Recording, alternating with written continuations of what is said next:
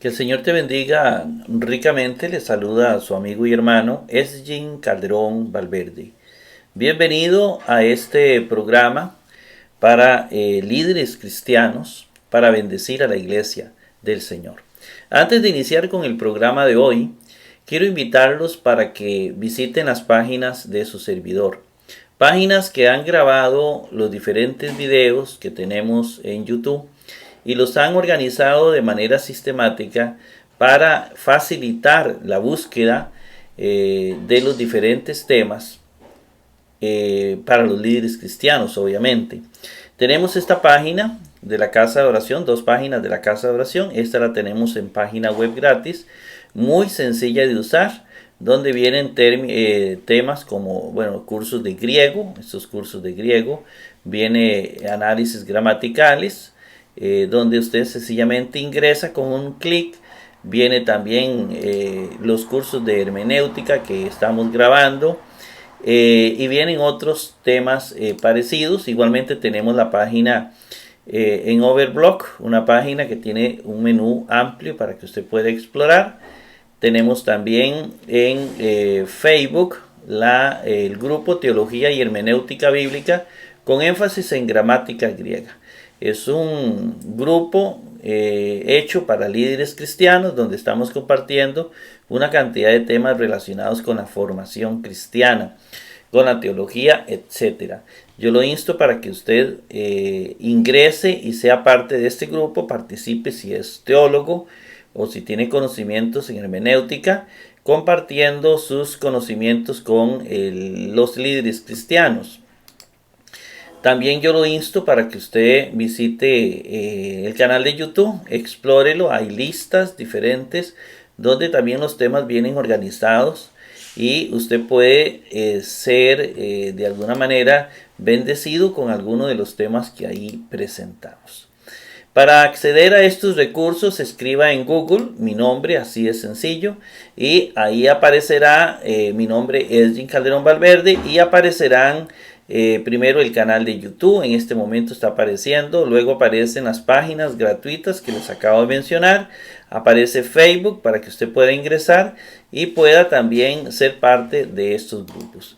Y también quiero invitarlo para que se inscriba en el diccionario digital escavadigital.com. Este diccionario, escavadigital.com, es un diccionario que nos sirve para traducir textos griegos. Es más que un diccionario porque aparte de la palabra que trae, la palabra como aparece en el Nuevo Testamento, nos va a dar la categoría gramatical a la que pertenece, los accidentes gramaticales del término, el paradigma al cual pertenece y los textos bíblicos en el Nuevo Testamento donde esa forma concreta aparece. En esta oportunidad estaremos analizando gramaticalmente Mateo 4:10. Déjeme quitarle unos segundos para invitarlo a suscribirse a mi canal de YouTube, al diccionario digital, escavadigital.com, diccionario especial para hacer análisis gramaticales y traducciones del Nuevo Testamento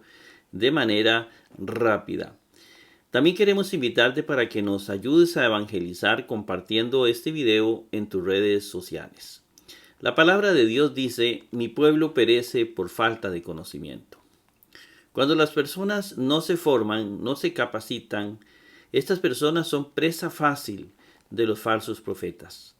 Un pueblo instruido, un pueblo formado, es un pueblo que difícilmente será engañado. Los objetivos de este programa son tres, que se esbozan en tres preguntas fundamentales. Número 1, ¿qué dice el texto bíblico?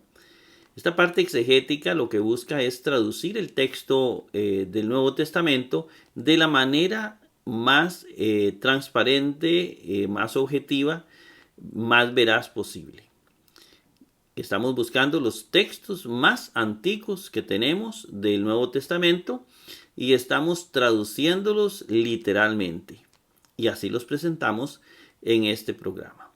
En segundo lugar, respondemos a la pregunta: ¿qué quiere decir el texto bíblico? La parte hermenéutica, la parte interpretativa. Para eso usamos el método teológico llamado histórico-gramatical.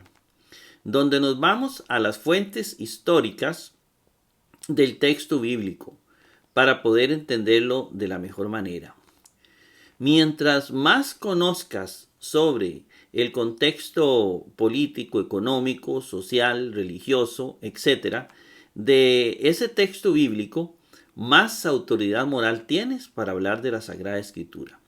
Actualmente los eruditos han hecho una cantidad de estudios importantes sobre la Biblia en sí, pero tenemos mucho sobre el Nuevo Testamento, que es nuestro tema. Tenemos bastantes elementos, libros, introducciones al Nuevo Testamento, libros de hermenéutica. Yo lo invito para que vaya a las librerías cristianas y busque libros de esos expertos, de esos eruditos en Sagrada Escritura y aprenda, conozca, infórmese, instrúyase sobre estos elementos. Mientras más conozcas, más autoridad moral tienes para enseñar la Biblia. Y siguiendo con el método teológico, la parte gramatical es el conocimiento de los idiomas del Nuevo Testamento, en griego. También el idioma en que hablaba el pueblo hebreo, el arameo. Y de esa manera también vamos ampliando nuestros conocimientos sobre lo que significaban algunos elementos lingüísticos en los tiempos de Jesús. Estos programas pretenden enseñar un poco de eso, junto con los cursos de griego que estamos dando en diferentes secciones de este canal. En tercer lugar, responde a la pregunta: ¿qué me dice el texto bíblico a mí? ¿Qué me dice a mí para vivenciarlo? Una teología cristiana es una teología vivencial, es una teología práctica. ¿Por qué lo decimos? Porque Jesús todo lo llevaba a la práctica. Jesús no se quedó con la teoría. Jesús nunca dijo esto es solamente para conocer y no es importante vivir. Jesús dijo lo contrario, que es importante el conocimiento y es importante la práctica. Es decir, debe haber un equilibrio entre conocimiento y práctica. Una teología que no te lleva al amor, que no te lleva a la vivencia, que no te lleva a enamorarte de Jesucristo, es una teología de cualquier clase, menos teología cristiana. Sin más preámbulo, comenzamos con el versículo de hoy, el versículo 10 de Mateo 4. El texto dice así: entonces dice para él el Jesús. Recordemos que ese él, que es un artículo definido, lo usan los griegos. En el griego se usan los nombres con el artículo respectivo. Nosotros aquí, para mayor objetividad de la traducción, pues vamos a mencionar esos artículos en los nombres de personas, de ciudades, etc., como lo usa el griego, para tratar de hacer diferencias en ciertos casos en que no se utiliza. Es decir, con fines gramaticales. Entonces dice para él. ¿Quién es ese para él? Aftó, es el diablo. Dice Jesús al diablo. Entonces dice para él, es decir, para el diablo, el Jesús. Jesús le dijo al diablo: lárgate, Satanás, pues ha sido escrito a Señor, que ese Señor, ese Kyrion, en la Septuaginta, es la que traduce el tetragrámaton, Yahvé o Jehová, como usted quiera decirle. Lo correcto es Yahvé. Y aparece Señor. Señor viene a traducir el Yahvé en la Septuaginta del Antiguo Testamento. Aquí dice a Señor, y ese Señor obviamente se refiere a Dios. Al Señor, al Dios de ti, al Señor tu Dios adorarás. Quiero que ponga cuidado aquí con esta palabra proskinesis. Proskinesis viene de proskineo, que es adorar. Esta palabra proskineo se utiliza en el Nuevo Testamento solo para referirse al Padre y a Jesucristo. No se utiliza para otros personajes. Al Señor tu Dios adorarás. Y aquí la cita es directa. Al Señor tu Dios proskinesis adorarás. Solo a Dios se adora. Entonces, ese Dios, la Biblia tiene un lenguaje muy flexible. Cuando habla de Dios, muchas veces se está hablando y se hace una referencia a algo más amplio, porque el lenguaje así es. Cuando Jesús decía que iba a estar en la tierra 3 días y 3 noches, lo vamos a ver en algunos textos. Jesús dice una cosa, pero está pensando en otra cosa.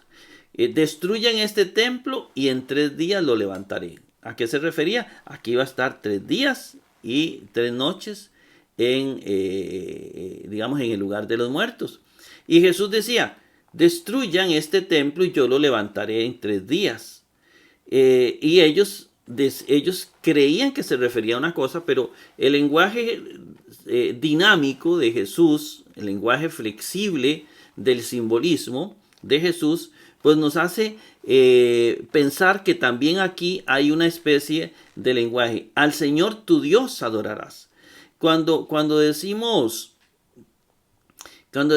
que solo a Él adorarás y también para Él únicamente, y aquí hemos usado la trepsis, que es rendir culto, ¿verdad? Es dar culto, rendir culto. Latriarás, yo lo he traducido por latriará, digamos, latriar, que es dar culto. Es un término de la misma familia, digámoslo así, lingüística de hacer de latría, de dar culto. Nada más que en forma verbal, ¿verdad? Es la misma familia semántica. Entonces tenemos aquí que Jesús podría estar haciendo referencia al Elohim del Antiguo Testamento. Al Señor, al Elohim de ti adorarás, le dice al diablo. Solamente se adora a Elohim. Bíblicamente Jesús es parte de ese Elohim. Jesús es parte de ese Elohim. Porque ese Elohim, ese Dios, si lo miramos desde el punto de vista de cómo hablaban los hebreos no decían Dios, no usaban la palabra Dios como nosotros. Para nosotros la palabra Dios es latina. Y el latín, Dios es un sustantivo singular. ¿Ve?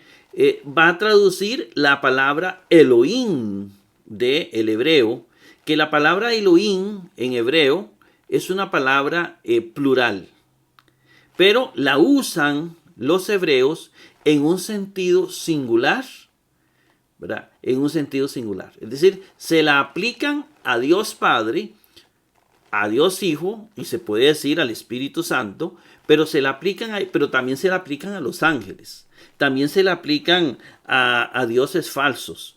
Entonces es muy interesante ver el verbo que utiliza para saber por qué se usa Elohim, el dios El, ¿verdad? Elohim, por qué se utiliza y por qué es en plural.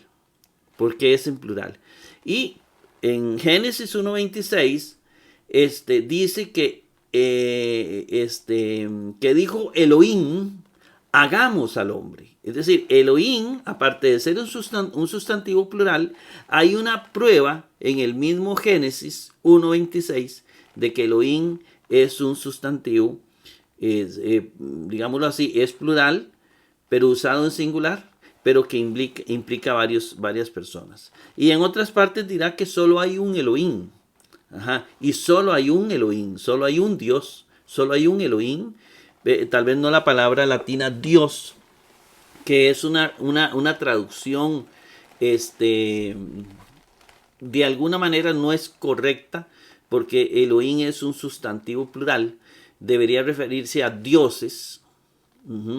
Sin embargo, se usa en singular, y cuando aparece el griego se nos complica más el asunto, porque así es el hebreo, es decir, así son los idiomas.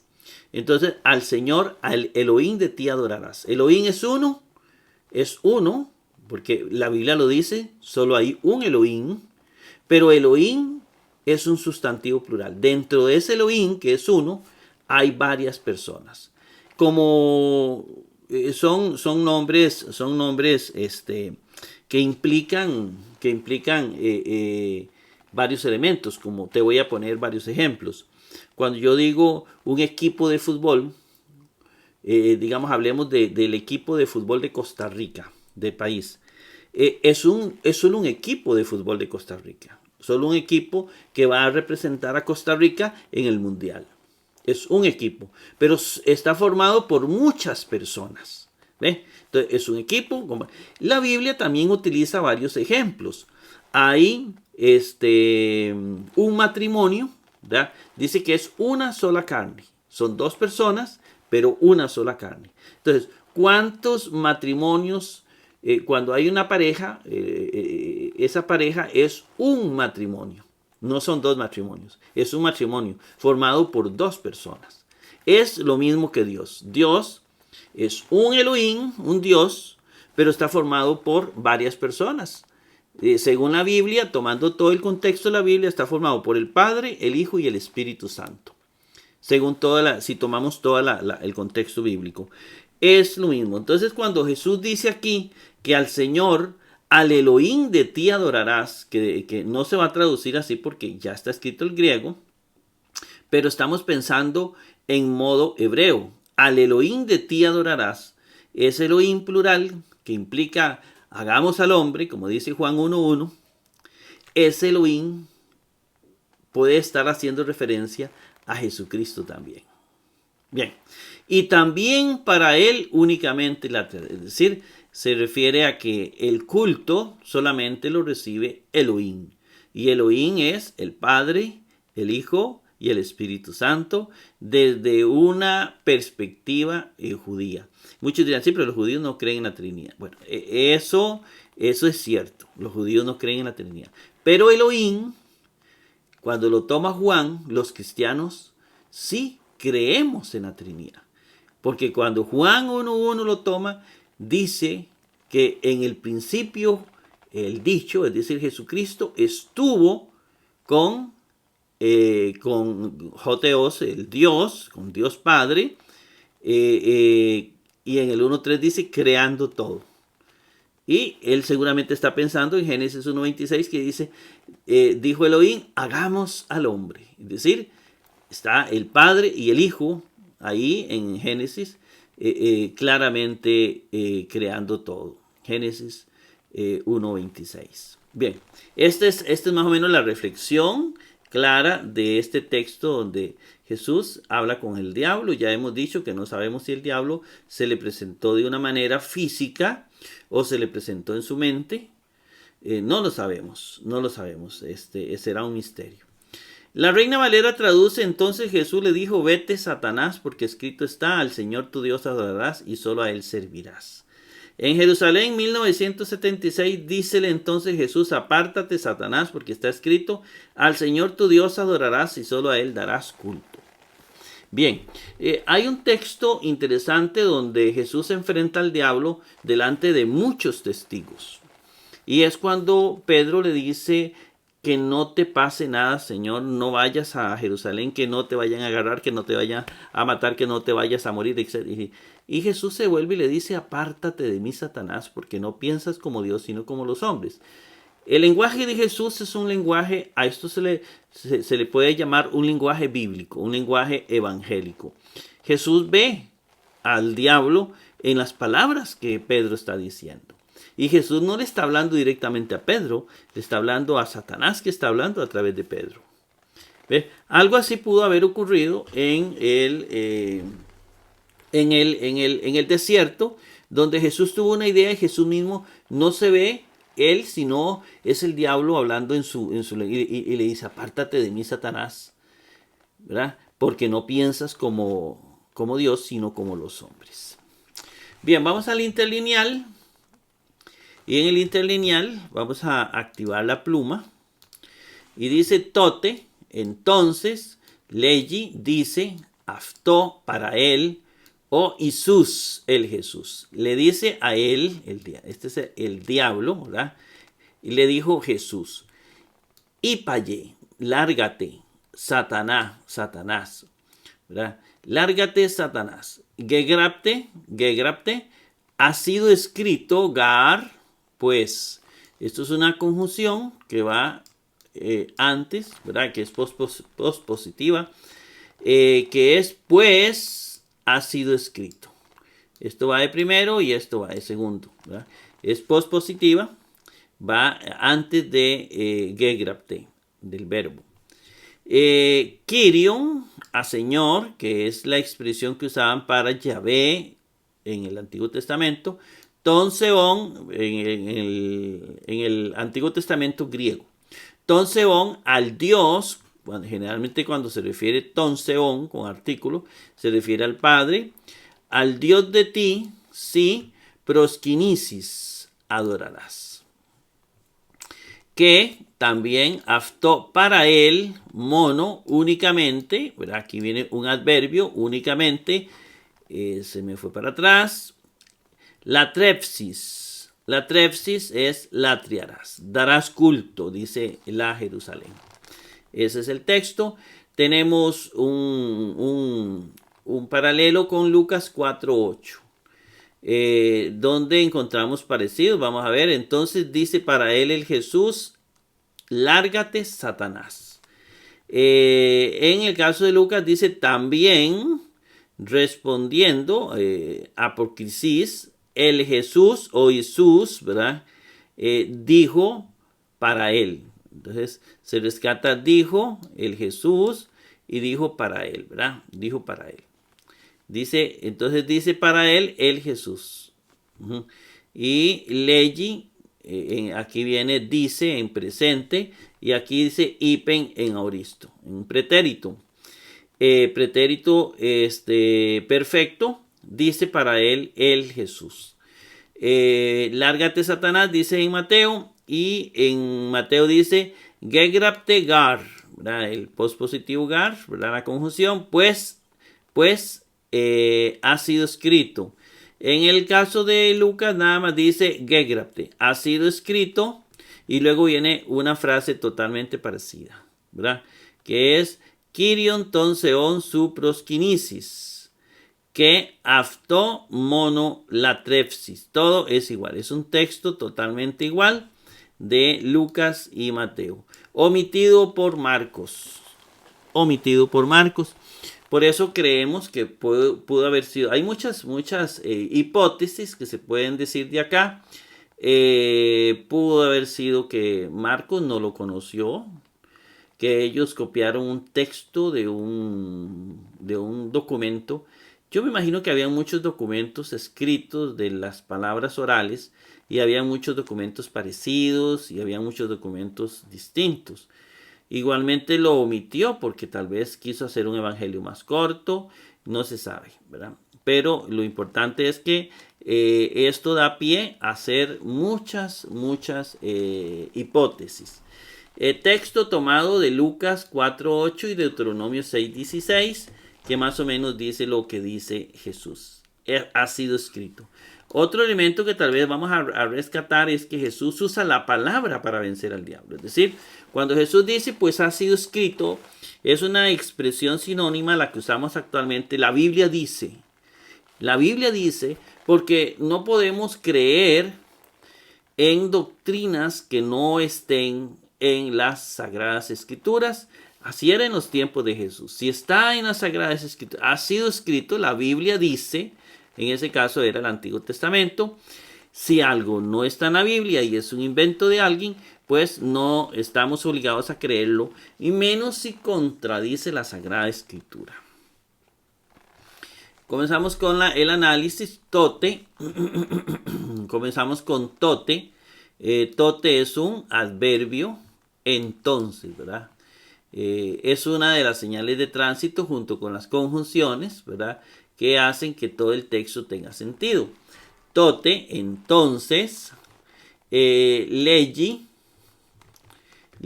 lo escribimos acá, y obviamente todo esto hay que buscarlo en el diccionario. Vamos a activar el diccionario y vamos a escribir legi, ¿verdad? Vamos a ver, legi. Aquí aparece legi, le damos un clic. Vamos a acercarlo para que usted lo vea bien. Que dice que es un verbo, presente, indicativo, activo, tercera singular. Viene del lego, el paradigma lego. y se puede traducir por decir. Bueno, guardamos eso en nuestro corazón y decimos que es un verbo, dice el diccionario, presente, indicativo, activo, tercera singular. El paradigma es lego, entonces buscamos la voz activa del paradigma lego. Aquí está la voz activa del lego, ¿verdad? Que dijimos que lo vamos a traducir como decir. Y esta forma, leggi, va a estar en el presente indicativo tercera singular. Presente, tiempo presente, modo indicativo, tercera singular. Aquí. Lo conjugamos, yo digo, tú dices, él dice, dice. Se traduce dice. Entonces dice, aftó. Bueno, aftó. Si yo lo busco en el diccionario, me va a decir que es un pronombre personal que viene de aftos. Ponemos el paradigma aftos o declinación en la pantalla y lo tenemos aquí, que tiene masculino, femenino y neutro. Los pronombres tienen. ¿Por qué? Porque ellos depende si ellos están representando un sustantivo masculino, pues se usa uno masculino, si es femenino o si es neutro. Bueno, aquí vamos a ver qué representa, si un sustantivo masculino, femenino o neutro. Primero lo ubicamos, aftó, a ver dónde aparecen las formas. Aparece en el masculino, pero también aparece en el neutro. ¿Ve? Entonces tenemos dos. O es masculino o es neutro. Depende a quién represente. Entonces dice para él. ¿Quién es para él? Bueno, está hablando Jesús y el diablo, entonces es el diablo. El diablo, si usted lo busca, o Satanás, es un sustantivo masculino. Lo puede ver usted más adelante. Aquí, Satanás es masculino. Entonces, como es masculino, tiene que ser masculino. Género, masculino, número singular, porque está en la columna de los singulares. Y caso dativo, porque está en la fila de los dativos. Entonces es un masculino singular dativo que se traduce para él.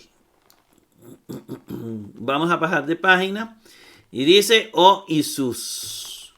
O Jesús lo escribimos, inmediatamente sospechamos que es el artículo con el respectivo sustantivo.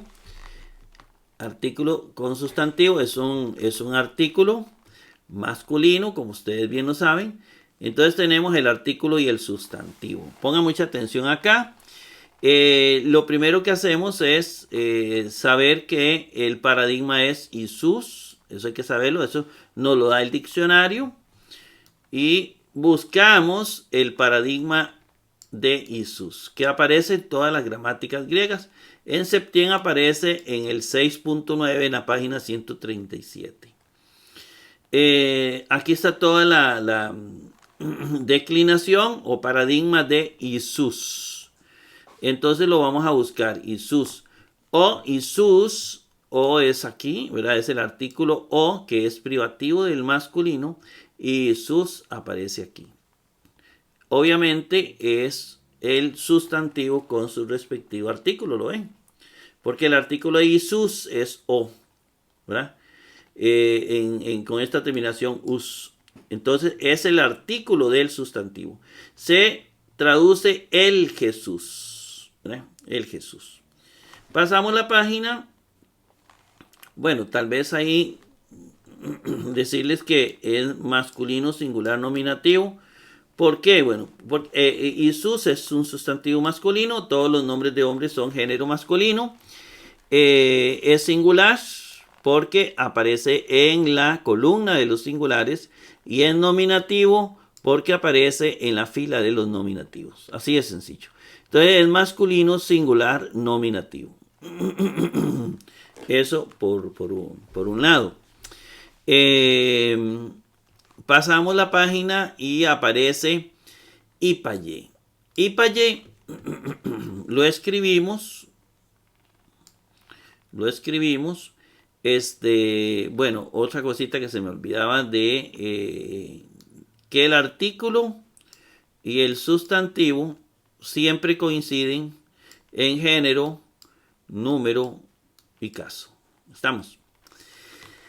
Estamos ahora con Ipaye. Ipaye lo tenemos que buscar en el diccionario. Tenemos que buscarlo. O en los diccionarios, si usted utiliza un montón. ¿Verdad? Ipaye. Aquí lo tenemos. Dice que Ipaye es un verbo. Apréndase verbo, ¿verdad? Es un verbo.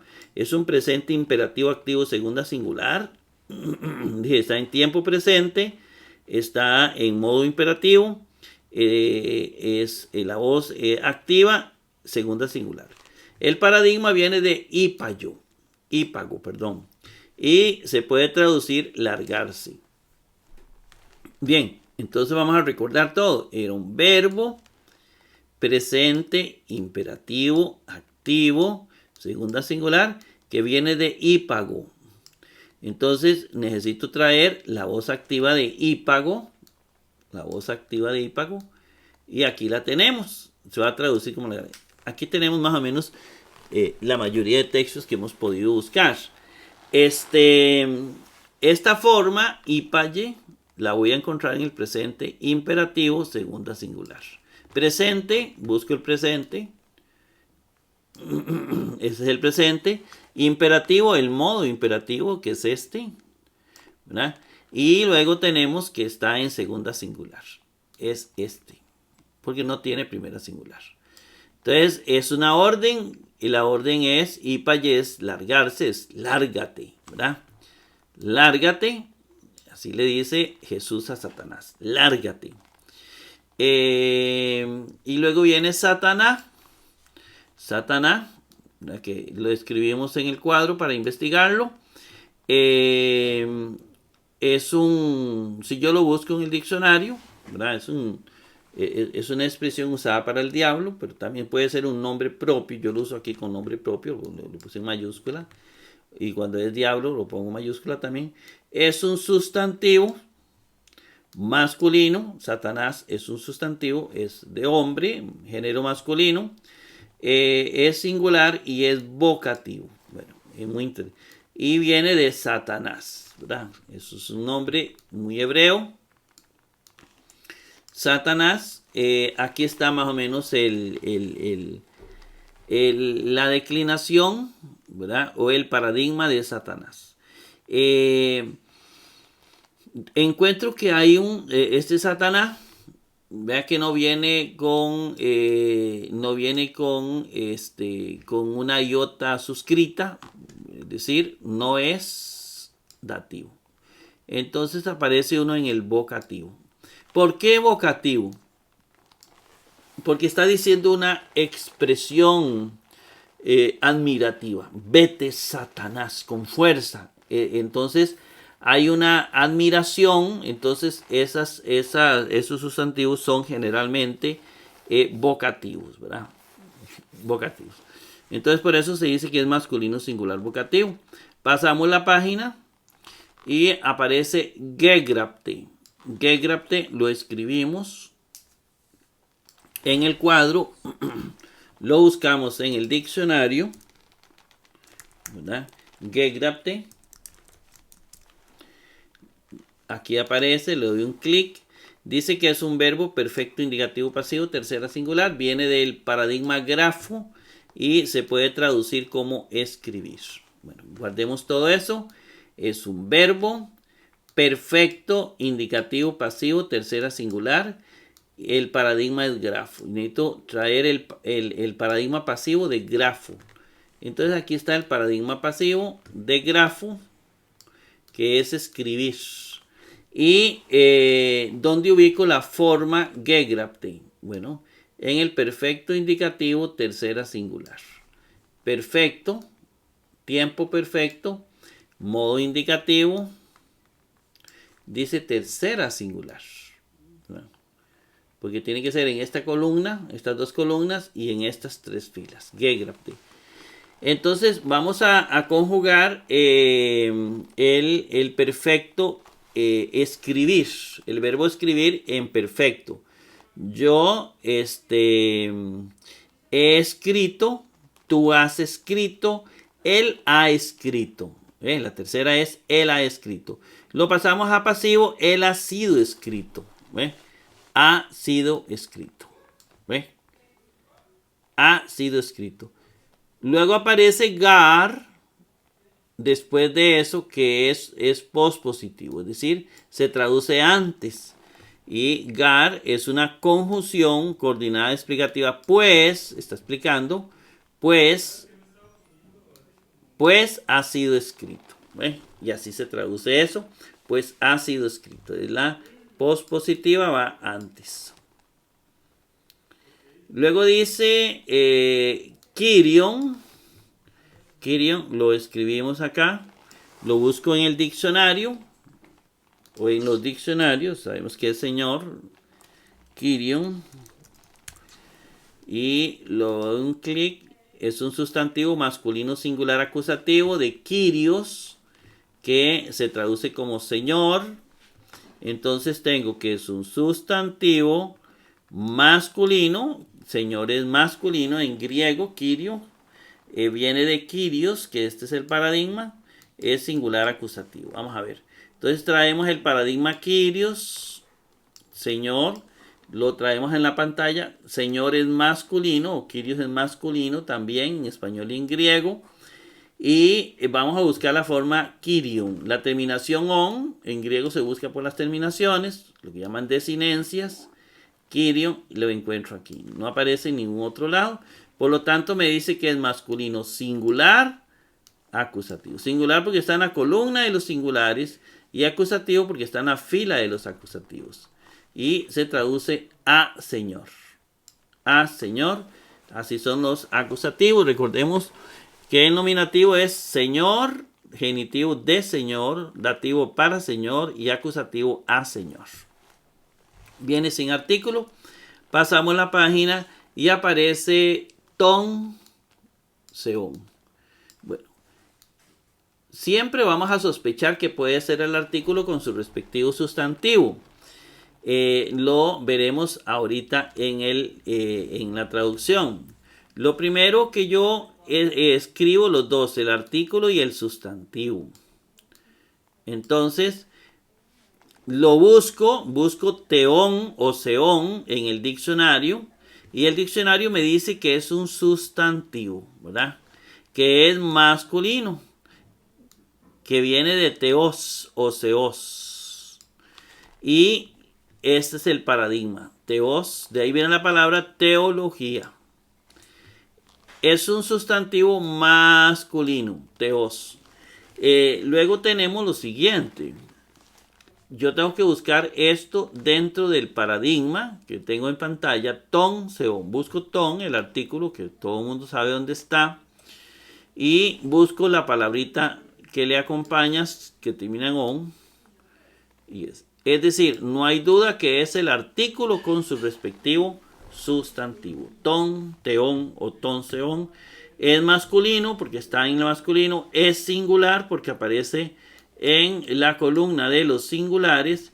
Y es acusativo porque aparece en la fila de los acusativos. Y ahí tenemos el Dios. La traducción, el Dios o al Dios. Al Señor, al Dios. ¿Verdad? Recordemos que Dios es una palabra griega. Y que la palabra que se usaba en el pueblo hebreo era Elohim. Elohim. Es decir, es muy diferente yo pensar en Elohim que pensar en Dios.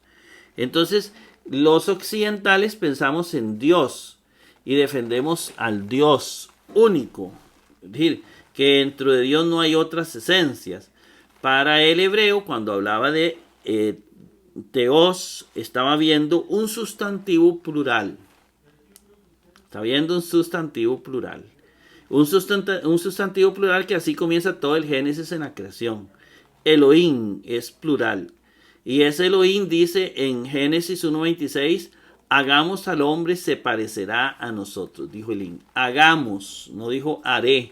Es decir, que había el Padre creando con alguien. Y Juan dice en 1:3 que es Jesucristo. Bien, es decir, que el Padre y Jesús estaban creando todo.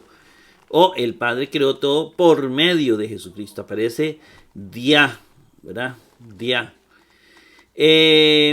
Bueno, ya eso es importante para hacer una traducción. Al Dios aparece su,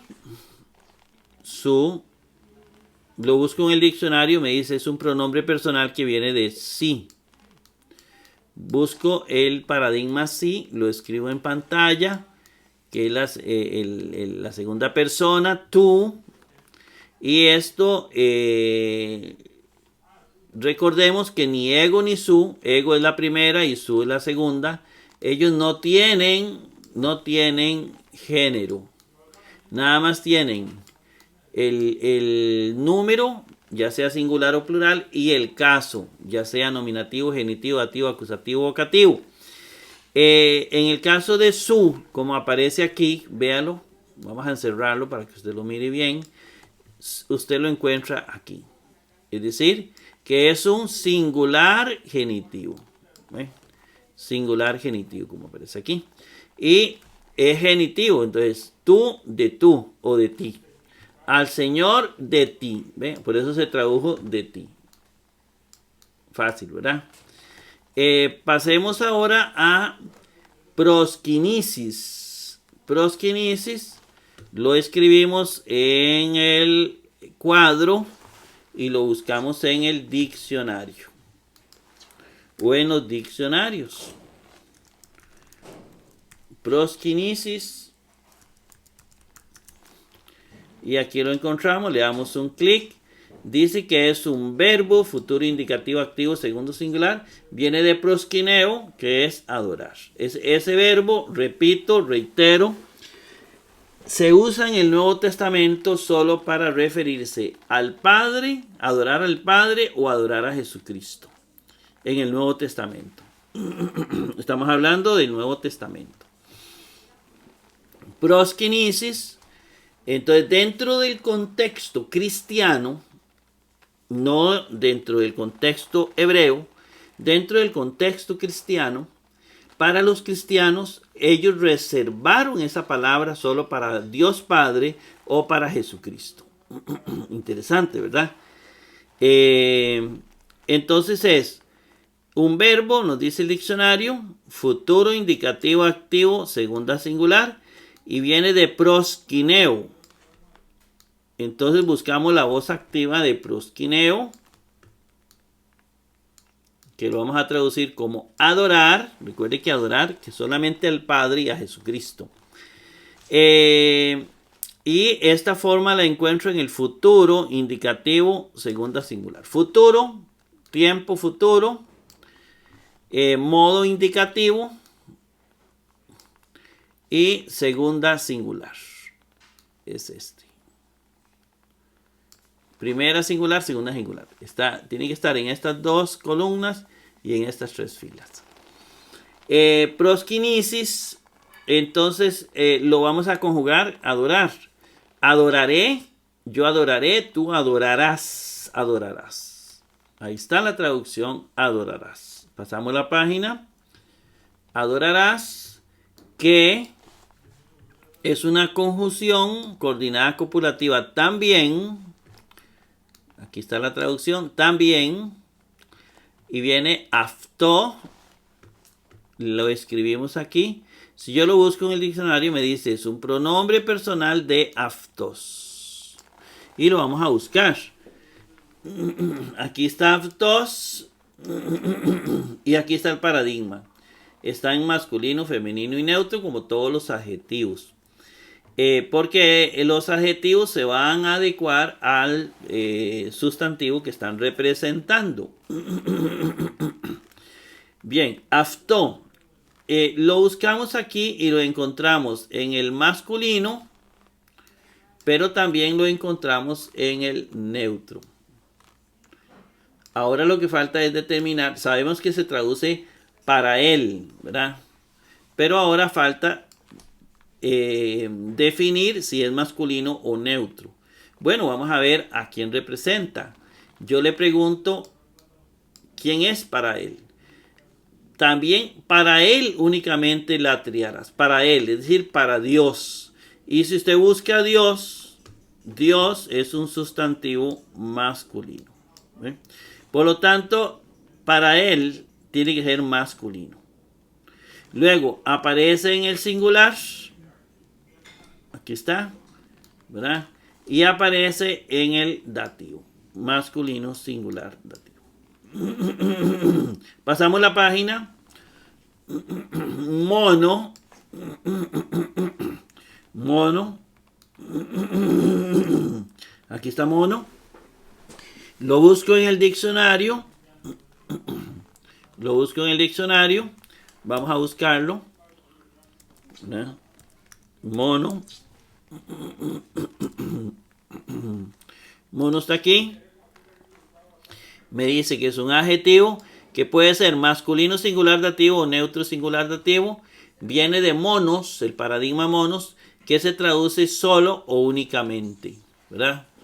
Solo, para él, únicamente la triarás. Entonces, aquí tenemos que viene, es un adjetivo, ¿verdad?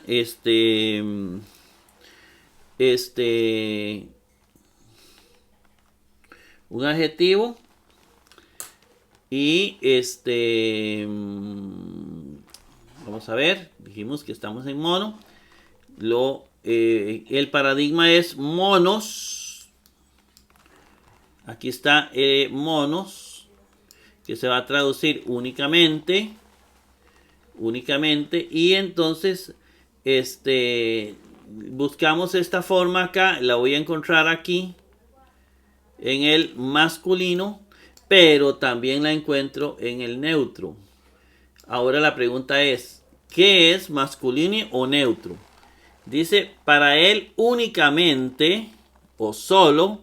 ¿A quién se refiere que únicamente la triará? ¿A quién se refiere? A Dios, que es masculino, por lo tanto es masculino, singular, dativo. ¿Ve? Así de fácil. Y pasamos la página y dice la trepsis. La trepsis lo escribimos acá. Y la trepsis, lo buscamos en el diccionario, ¿verdad? En el diccionario.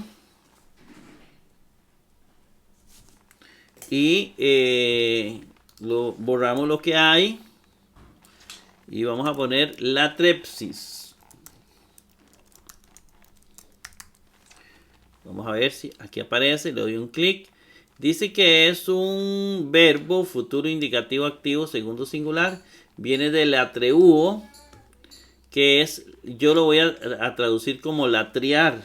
Puede ser también dar culto, ¿verdad? Entonces nos vamos acá y dice que es un verbo futuro indicativo activo segunda singular. Viene del atreuo o latrevo, que es latriar. Busco el paradigma activo del atreuo, que yo lo voy a traducir como latriar, ¿verdad? Para seguir la misma familia lingüística, ¿verdad? De latriar, de latría.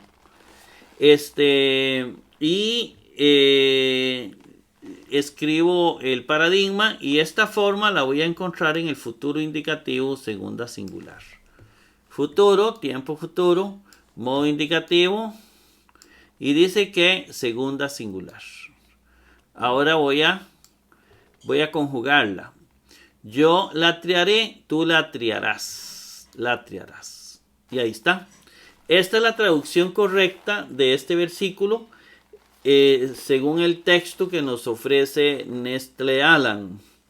Que el Señor me lo bendiga ricamente y nos vemos en un próximo programa.